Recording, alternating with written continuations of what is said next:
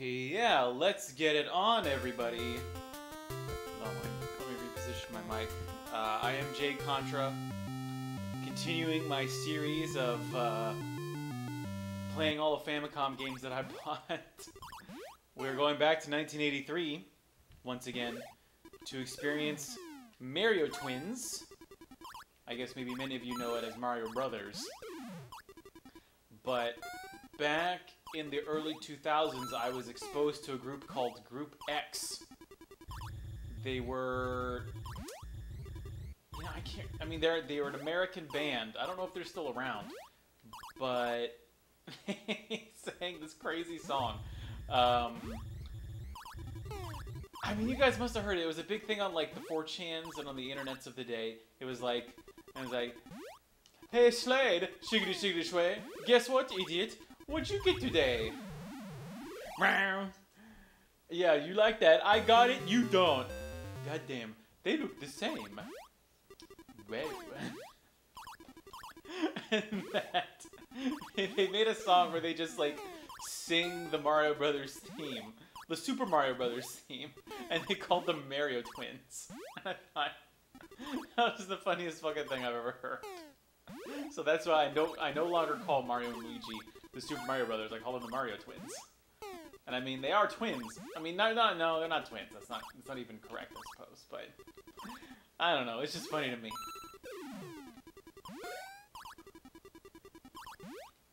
Didn't this come out as an arcade game originally? I think. Shit, it's gonna get me. I've also had I've had one beer. I had a beer with dinner. And so that means I'm a little bit lit, because I lived in a very remote area of Japan, so I always had to drive. And the thing about Japan is when you drive in Japan, you can have 0% alcohol in you. If you are pulled over and you have 0.0001%, you're done. If you're a foreigner, you're deported, and you're never gonna go back to Japan again. So I hardly ever drink. But my friend, when he moved out, he's leaving Japan, and so he gave me all this extra booze. Which means that I now have a whole supply of hard beverages that I usually do not buy myself, since I never drink. And that means I have almost no tolerance. So even with a full meal, one beer is enough to get me a little, like, you know, not like drunk, but it's definitely wearing off by now. I only had one drink.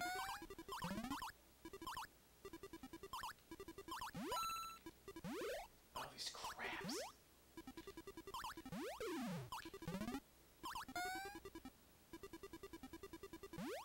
You know, oh wait, when did I play Super Mario Brothers? I'm trying to remember when I first played it. I think I would have been...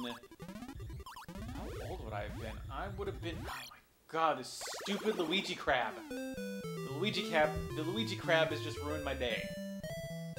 You're really hitting me in the nuts right now. I played...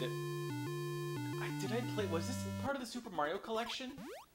That probably would have been the only time I would have had access to it, I think. Because when I was a kid, my parents got me a Super Nintendo when I was a kid. And I think part of the Super Mario collection was the original, you know, Mario Bros. And so I would have played, I don't know if it was like, it probably wasn't the original. It was probably like the... I guess what would you have called it? The HD version of the day, the remaster, where I remember they in the Super Mario collection they remastered, as it were. I'm guessing Super Mario 1, 2, and 3, and then they also included Lost Levels, and yeah, they must have included Mario Bros. I mean, why wouldn't they have? And I think I remember playing it then, and it's like, oh, this is it. This is the big hit of 1983. Well, I guess now what have I liked from 1983? I definitely liked. Donkey Kong was good. Donkey Kong Jr. was okay.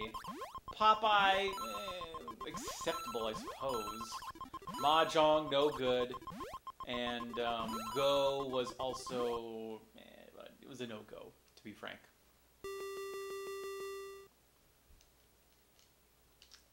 What else have we got? We're looking at baseball. That's going to be up next.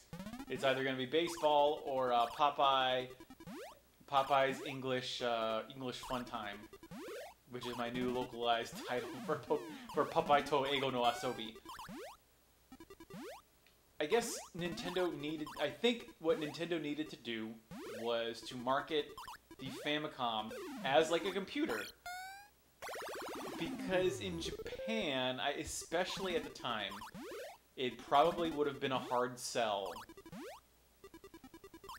of a entertainment unit that did not also have some kind of educational component. Although you can tell, considering that... Oh, fuck. Luigi's fireball. Luigi's goddamn fireball. He's trying to fuck me. I would bet you anything that they came out with Popeye to Eigo no Asobi and the Donkey Kong Jr.'s math challenge, and they didn't sell too well, and then Nintendo was just like, alright, we're just giving up all pretense that this is going to be educational software. Although in '84 they also came out with Famicom Basic, so I bet Famicom Basic was like the last gasp of like, oh, you know, you can use, the Famicom isn't just for fun, it's also for educational purposes. Because I think that was in Europe. Like, that was another, I think, a selling point of, I mean, what were basically video game consoles in terms of, like, the Amstrad and all those computers. They were, like, supposed to be, like, oh, they're computers. They're not consoles. They're not the Atari. They're computers. That means you can, you know, calculate your bills and all that stuff. Oh, and little Timmy can also play like Donkey Kong or whatever if he wants to. Yeah, it was either get blowed up by the fireball or get blowed up by oh my god. Oh, I'm so bad at Mario Brothers. I'm much better when I'm not talking, I promise. It's really hard to both talk and to it's really hard to talk and to play games at the same time. That's why I gotta give respect to people like PewDiePie. Like, on the one hand, I'm jealous of PewDiePie because he has millions of followers and he makes a lot of money on YouTube. But I'm also, you know, well, I don't want to say I respect PewDiePie because I think he's done some horrible shit in the past.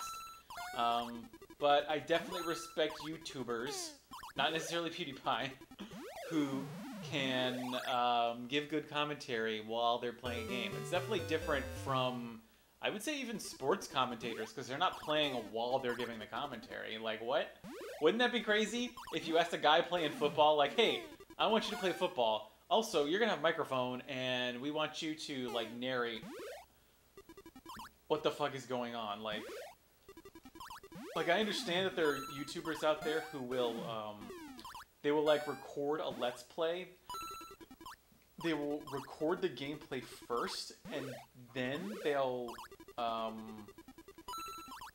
do, like, a commentary over it. Like, man, now you're just doubling your time. Like, you're, like, what would normally be, like, a, say, hour-long video, you just turned that into a 2-hour-long video. And hey, if you got the time for that, and you can make money doing it, I guess that's great, but I mean, if you had, like, another job on top of doing Let's Plays, like, holy shit, how would you go? No! Oh, so close. Almost made it. That also pisses me off. Like, you get the 9 out of the 10, you don't get jack shit. Like, what? Let's see, can I catch him? Can I catch him? Can I catch him? These crab guys suck, so you gotta hit him twice. Ooh, I got an extra life, suck it! Nope, no you don't. Oh, damn it, you escaped me. No! Oh, shit.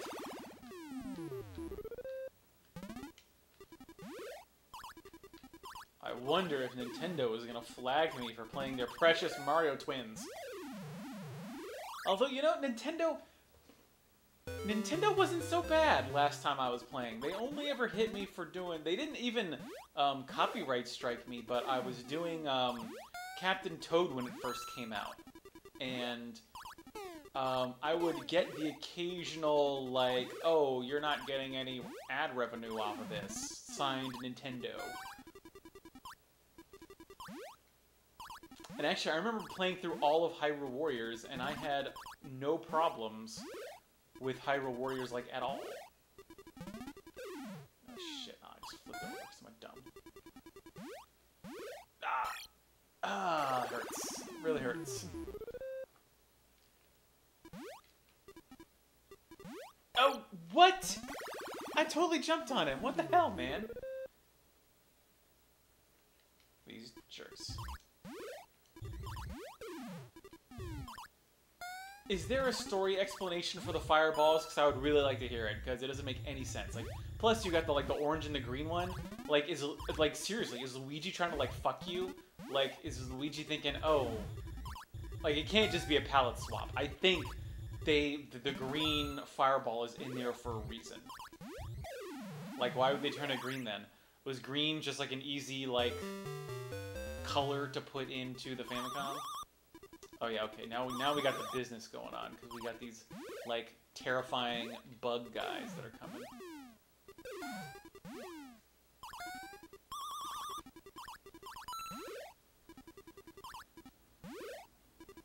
They're not too hard, and especially because they only take one hit. They're very easy to knock out. So easy.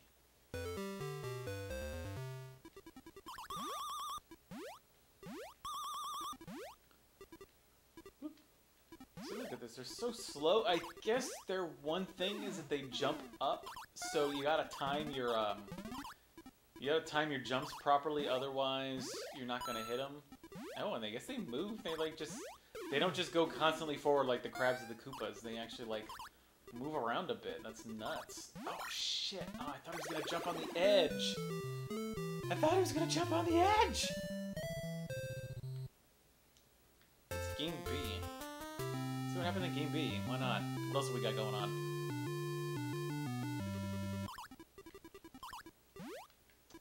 Oh, I went to a hard off yesterday, and I captured some footage, so I will have a video up. Shit, I can't remember because I like to time it. I think it's coming out. It's coming out Saturday morning my time, but if you're on the East Coast of America, it'll be Friday evening, and it's going to be a raw, just walkthrough of a hard off of a used retro game shop. And I did it because I noticed that I would I would spend hours cutting together footage that I had captured at different hard-offs. And I would get, 200, 300 views for a video that took not just, the hour or so to visit the store itself and capture the footage, but also probably maybe 2-3 hours, depending on the length. 2 or 3 hours of editing, just putting everything together, writing a script, recording the narration, and that would result in a couple hundred views. But I did the walkthrough of Super Potato out in Osaka, and that got twice as many views for 4 times less effort. So which one am I supposed to do? It's that reality TV show versus the nice scripted show.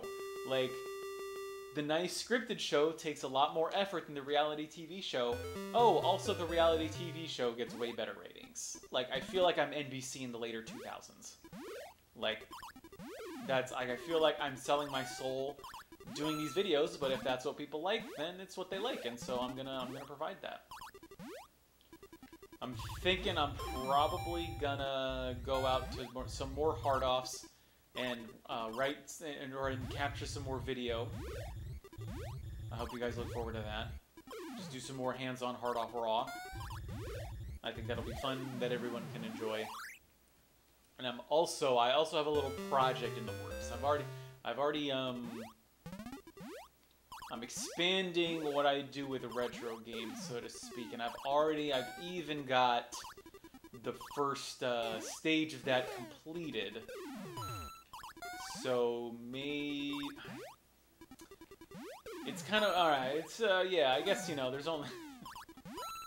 I guess I'll ask you, the viewing audience, and you can leave a comment on what you think I should do, because I like Magic the Gathering, and however, I haven't really been able to play a lot of Magic the Gathering until now because I lived in the middle of nowhere. But now I live in the middle of somewhere, so I'm able to get back into Magic the Gathering, and part of that has been watching a channel called Alpha Investments, which is this guy who's like apparently really into Magic, and but he sees Magic as an investment, where he will buy up booster boxes and of like say old sets, and he will sit on them for like 5 to 10 years, and then sell them for like a huge profit. Once the booster boxes spike in value, because either the cards become more collectible, or nostalgia factor, or whatever. And now I don't think I don't see retro games as an investment, but the thing is I've been going to these to like hard offs, to these retro video game stores, and I see things like a Super Famicom controller that is in pretty good shape. Like, I mean, maybe for a Japanese collector, it's not really good because, there's a little bit of yellowing to the controller or to the console. But I'm an American, and I'm used to like shitty GameStop used crap that just looks awful.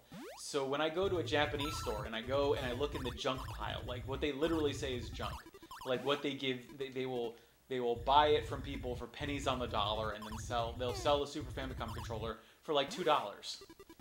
But then I went on eBay and I found Super Famicom controllers in pretty similar conditions, selling for anywhere from $10 to $20 a pop. And I have managed to get a hold of some for like $2. And so if I could sell those to people in America for like $10, that'd be some money. That'd be like, that could pay for my retro games. Like, retro games in Japan, the games themselves, not exactly the hardware, although that to a certain extent, but when you look at the games have skyrocketed in price. And I have no real desire to flip games unless I can see a real good deal, but you don't really see good deals on games anymore. But the hardware, that's kind of where I see some money happening. So what I've done is I have opened up not an eBay store. Apparently, to open in like an actual eBay store, like where you have like permanent listings and everything, that's like $20 a month. Like, and that's if you pay like for a full year. Like a full year can be like $250, upwards of $300. And that's not what I did. What I did was I went to the hard off near me, and I pulled some N64s that had expansion packs in them. Those were $5. I pulled them out, I cleaned them, I tested them, they're in great condition. And then I also got some Super Famicom controllers for like $2 a pop. And so I now have those eBay listings up. So, yeah, so I'm trying to get into the eBay game, and I was hesitant to do it at first because I guess it would have been almost 3 years ago now, I was hustling amiibos. Like, I guess I was a reseller, scalper scum, but Japan had all of these amiibos that, I mean, I guess some people wanted, but definitely not as much as American people wanted. So I would go to stores and I would buy lots of amiibos, and then I would just go around the next day and sell them on eBay for like, 3 or 4 times the price. the amiibo market cooled down, and that was a whole mess that I don't really want to go into. But you probably, if you've been with the channel for more than 2 years, first of all, thank you. I don't know why you would be, but there's a lot of shit that went down with that. That kind of poisoned me on the idea of doing eBay again. But now that I have a couple weeks where I'm not doing anything, so I'm probably gonna just be going to hard offs, shooting footage, while at the same time trying to hunt for stuff. So if you're watching this and you want me to pick something up, I think what I will offer is if you're a viewer and you leave me a comment in a video on a hard off video, you see something you want, just let me know, and I'll send it to you I'll buy it, and I'll just charge you shipping plus 10%. So if, you see like, say, a box Super Famicom, it's 6,000 yen, I'll charge you 6,600 plus shipping. Which is actually, like, that's a pretty good deal, I would say. I mean, no, I would buy a Super Famicom for, what would I do? I would probably buy a Super Famicom for 4,000 at most. You saw a lot, Super Famicoms have really gone up in value recently, especially with the mini Super Famicom coming out soon, or the Super Famicom Mini. I would bet you anything that what was once a $30 or $40 product, it's already going for 60. The Super Famicom's gonna go up, much like the Famicom was going for, I think, like the AV Famicom's going for 100 in Osaka and Tokyo. An original Famicom in the box is going for $200. That's insane.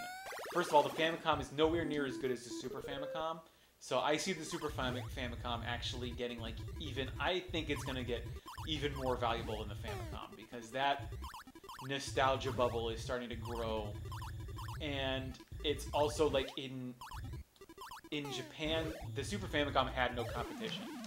The Mega Drive was around, and it did okay, but it's almost non-existent. Like, it's super hard to find Genesis games here. It's like you might as well not even try. But the Super Famicom stuff was plentiful, but now it's becoming even more sought after. And that's actually one of the problems with Mega Drive stuff, is the price has increased on it so much. Like, I mean, a normal Mega Drive, I mean, yeah, I was seeing it yesterday, I was seeing it go for like 140 in the box. That's crazy, like, holy shit. $140 for a Genesis in the box? Like, what the fuck? That shouldn't exist, that shouldn't be a thing. Shit, Luigi, oh no, wow, how could you betray me like this, Luigi? Oh, no, no!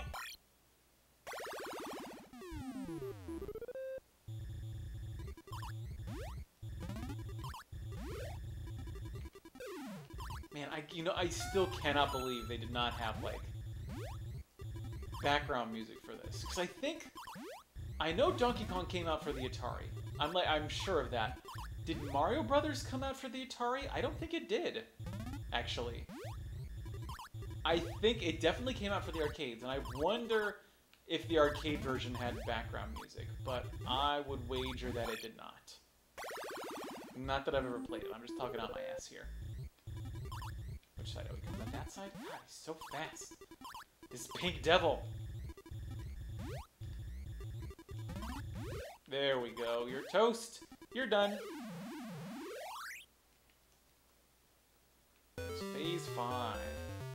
I did get past phase 10 once. I think that, is this one of those, it's an arcade game, so I would bet you that it doesn't really ever end. I would bet you it's one of those nightmare games. There's this guy, who is it, the Mexican runner? He played through and completed every single Nintendo game. Like, what the fuck? Man, I just do not have that patience. And I think you had to, like, learn to play the piano for one of the piano games. Like, holy shit. Like, I feel that having sort of learned how to play Go and sort of learning how to play mahjong, I thought that was, I thought that was deep enough. But learning how to play the piano so that you could rock out on like Piano Simulator for the Famicom, like wow, that's a whole other level.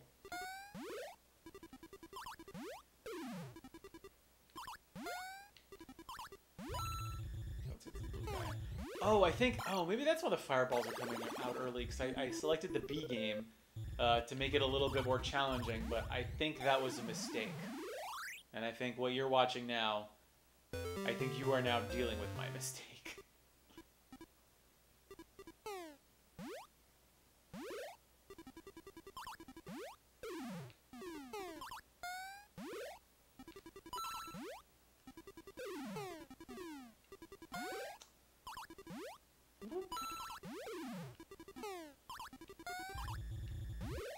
You think 10% is too low for getting you guys only the best?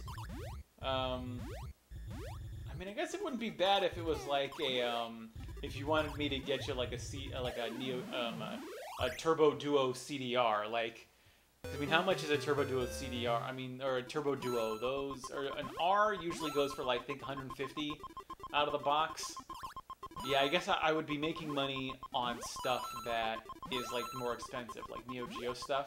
Because a Neo Geo CD in the box is going for like 200 now. So I mean, I guess I'd be pocketing 20 bucks on that. But I guess it would kind of be a lot of work if you just wanted like Final Fantasy VI. Because Final Fantasy VI is like a $5 game. That means I'd be making 50 cents. I don't know. I'll work it out. But hey, if you're watching this and you want me to buy you retro games, I think that'd be worth it, as a little favor or as a little thank you to the folks who are coming in on the ground floor.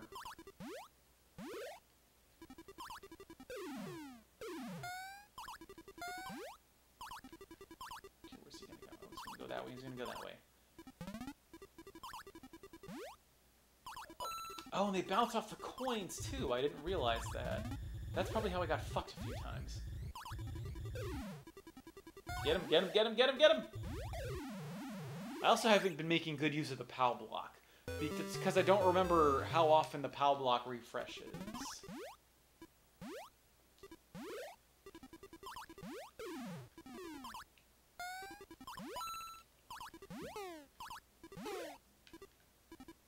Ah, shit.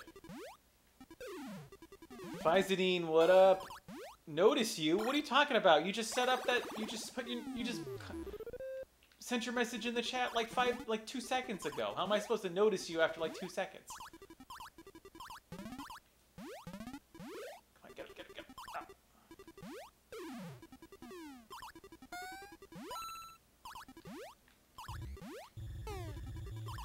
Oh my god. Oh, the green fireball. What is even the point? There's no stopping the green fireball. I also don't like with the crabs how if you hit him, first you gotta hit him twice to knock him over, and then you accidentally like knock him back upright, and it knocks him like right back up to like where you gotta knock him over 2 times again. Like, that's not really fair. What? Neo, I'm of 2 minds about Neo because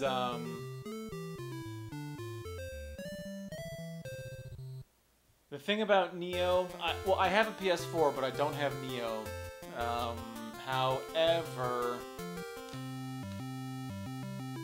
I don't know how I feel about Dark Souls games. You might have seen the stream from a while back, but I did kind of get into Dark Souls for a little bit, and I actually did find playing through 1 for a few hours pretty rewarding. Shit, no. But when you're playing the Dark Souls of the Famicom, Super Mario Brothers, do you even really need Neo anymore? I don't think so. I hear it's so good, and so that's kind of why I want to try it out. But right now I'm playing Splatoon. Mario's iframe ground dash grab. What? Thanks, Byzantine. Your commentary is appreciated. Yes, I really do suck at Mario Twins. I think this will be the last game, and then we're gonna go... Oh, shit. I can't remember. I think the next game is... Oh, fuck. I'm playing the B game here. The B game is the harder game. Hold on, I want to see what the... I have all the Famicom games in release order. So we're playing Mario Twins now. Next up is gonna be Popeye. We're gonna learn some English together with Popeye. That's gonna be the next game after I die 2 more times. Hey, Fancy Bloops. Hey, Fancy. I remember you, Fancy. Where you at? Where you from? Who you are?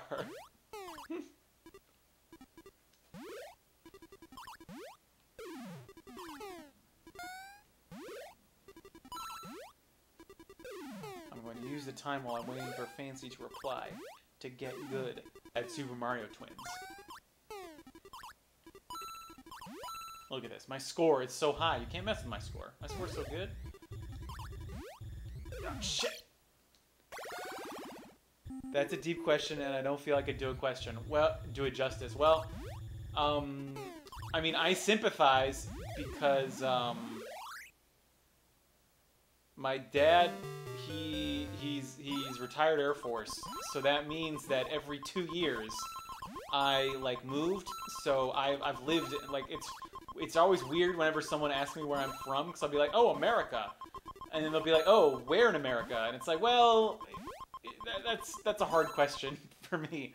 Because I was born in Missouri, but I was only in Missouri for like 2 months because my dad then got stationed in jolly old England. So I lived in, like, I was born in Missouri, and then for the next 4 years of my life, I lived in Europe. And then after that, I moved all over. Like, so my dad, for example, he was born in Texas, but he'll say he's from Hawaii because his dad was in the Air Force too. So, I mean, the reason he was born in Texas was because that's where his dad was stationed. But then when his dad got out, his dad was from Hawaii. And ended up, he ended up going back to Hawaii for a time. But that's it for the jcontra Personal Hour. I'm just gonna I'm gonna stay tuned. In a few minutes, we're gonna be playing Popeye Toego no Asobi. We're gonna learn a bit of Japanese, and we're also gonna see how crappy Romaji is. But I've been jcontra, saying thanks for watching. And mahalo.